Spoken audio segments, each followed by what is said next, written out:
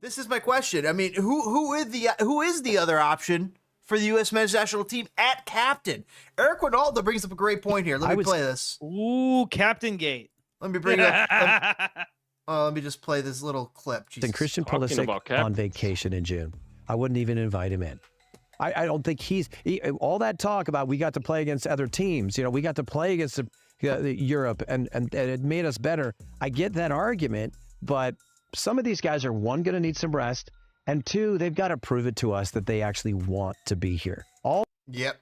That's oh shit! I didn't mean to stop that, but yes. Hold on, let's finish. His 20 seconds left. All these conversations after the game about, I really love being a part of this team and I care so much about this. Then prove it, show it.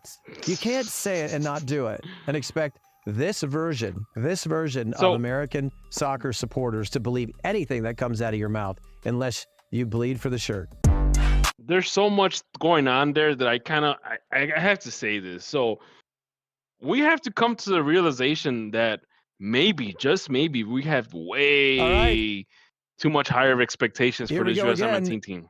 Like, we're expecting these guys to be world beaters, but we're not even there yet. We haven't even scratched the surface. Yes, we are a better team than we were 10 years ago, 15 years ago, but we're not there yet. We're struggling. But you got to stay better for a while. Like think about, like, in an American sport, look at these teams that, like, I guess a good example is the Chicago Cubs, right? Didn't they, like, barely make the playoffs in 2014, or they, like, lost in, like, the final game of the season in 2014 and missed the playoffs? 2015, they go to the the NL. Yeah, they go to the NL championship and they get bounced. And they get all this experience in these tough situations, and then, boom, win the World Series in 2016, right? So where's that tough experience going to be coming for the U.S. men's national team? Yeah. Well, the idea is that some of these guys at these bigger, like, we keep having guys at these bigger clubs, and this experience, let's be honest here. Let's be honest with ourselves here. The only guy that has experience in a big club and is actually contributing is Christian Pulisic. I'm already wagging my finger at you. Go wag your finger, go. But Eric Winalda is saying, don't make him the captain. Don't put that pressure on him, because that's not who he is. You want to rely so heavily. Who is the captain of this team? So you want to rely so heavily on Jorginho does.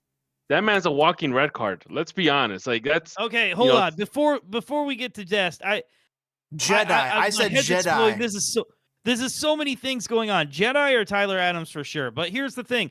Christian Pulisic can be our best player all day long, nonstop. He could be our best player, but what have we said before? What have we said before? We need about another 10 Christian Pulisic to actually make this USMNT competitive. Right. There's eventually going to be a guy on his talent level that is a leader. But, like, Christian Pulisic just isn't. I've joked about him being Rizless. He is. He can't even get the guys in the locker room jazzed. You know what I mean? Here's the thing. The only guy, like, outside of Christian Pulisic that maybe even comes close, like Anthony Robinson. Like, but then again, Anthony Robinson is by himself on that back line that has more holes than Swiss cheese. It sucks. Well, our center back situation is scary. The youth isn't developing as fast as we'd like it to. Exactly. And the old is getting old, very old, and quickly. How many guys are we going to keep recycling in the midfield till we get it right? Because we just keep recycling the same pieces, or even our striker situation. Outside of Pulisic, we keep recycling Josh Sargent, Oh, God. Josh Sargent keeps playing like James.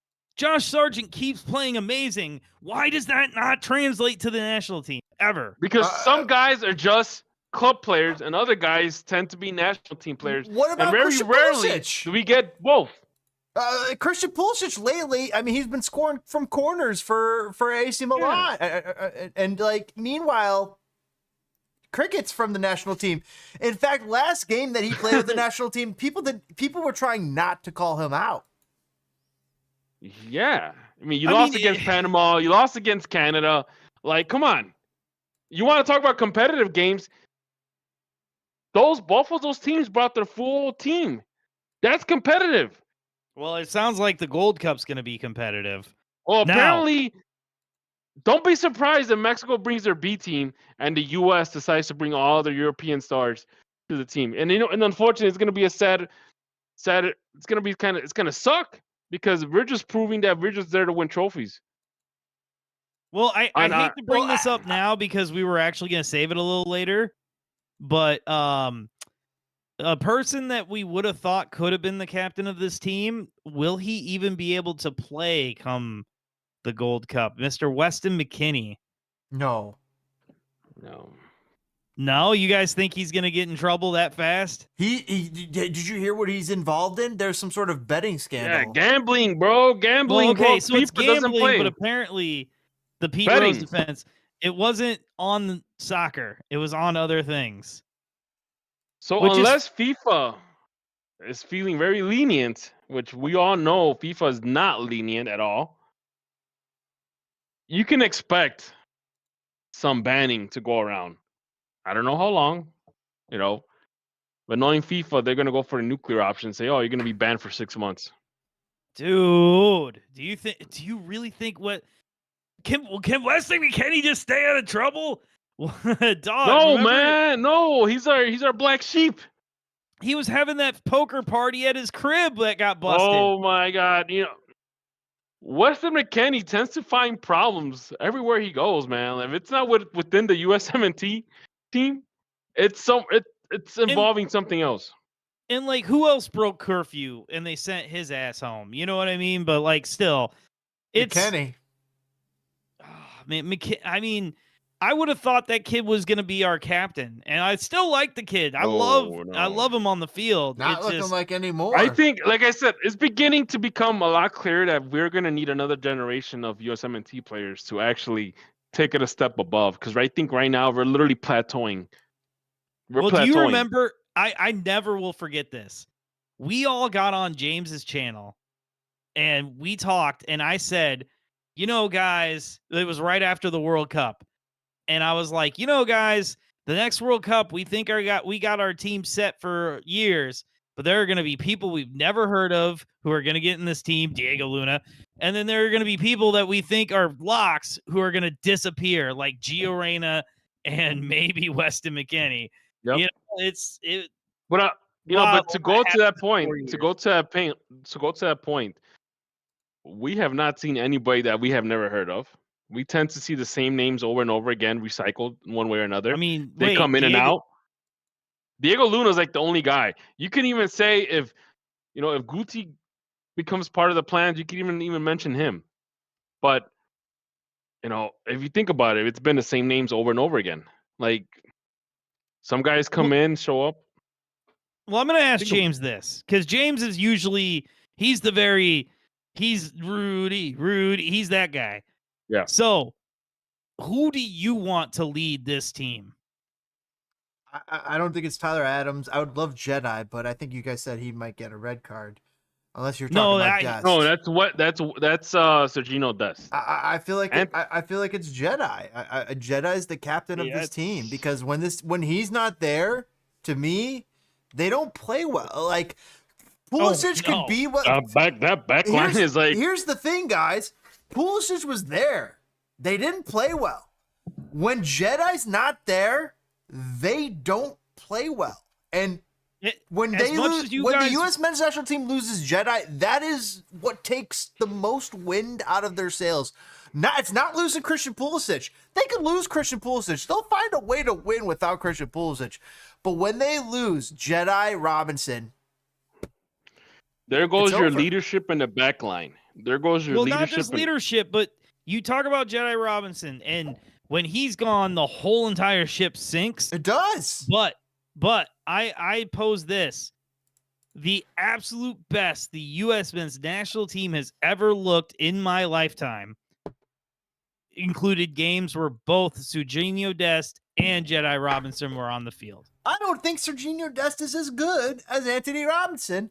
And okay, I don't think he's Serginho Dest is not you're a Serginho Dest apologist, man. Yeah, Serginho Dest is not nearly as threatening. Maybe he's better at defense. I don't know, but he's Serginho Dest is not as important to this team as Anthony Robinson. Jedi.